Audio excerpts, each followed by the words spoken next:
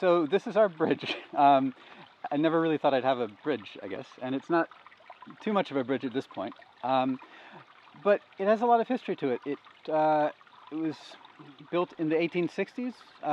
It's made by the King Iron Bridge Company down in, I think, Pittsburgh. And the farmer who owned this land at the time owned property on both sides of the creek. And he wanted to be able to get across, and so he built a bridge. It's a long, big bridge. It would have been really expensive at the time.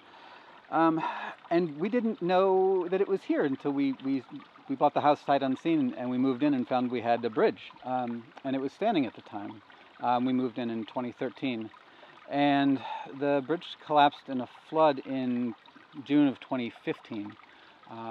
But up until that point, it was still crossable if you did it very carefully. But we have neighbors who have lived here a long time who said they remember as kids that you could drive across it in a car.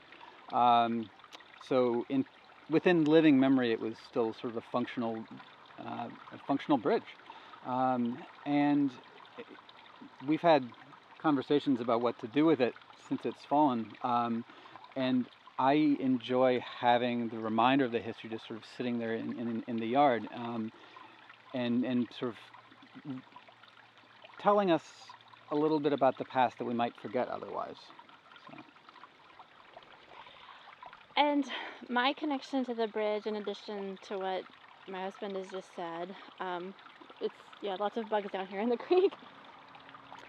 So I am originally from a very small town in Newfield.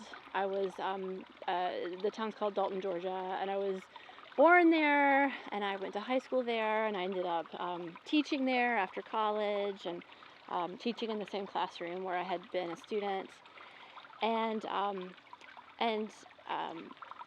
moving to Newfield, I'm aware of what it feels like to be part of a close-knit community since you've been born. And there's something about this bridge that helps me feel like I'm a part of Newfield. And I think that's because, that there seems to be, so the bridge has a sister in Newfield. So there's this bridge here on Schaefer Road, built by the King Bowstring Bridge Company in the 1800s. And it has a sister bridge. Folks may know that more. It's behind Mill Park, that's been restored, and that's a public bridge.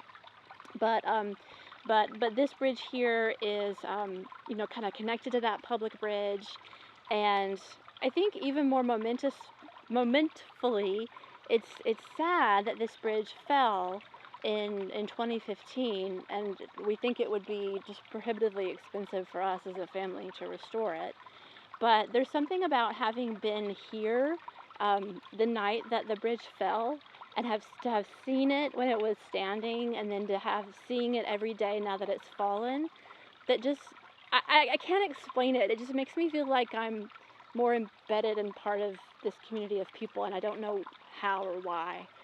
But I love this bridge, and I love the fallen bridge, and I love telling people about the bridge, and I guess that's why, for me, it's a special spot. And I think about, I'm holding this piece of slate from the creek because, you can see in some of the older homes here in our community, the slate foundations to the homes, and that were gathered by some settlers from these waters here where we are.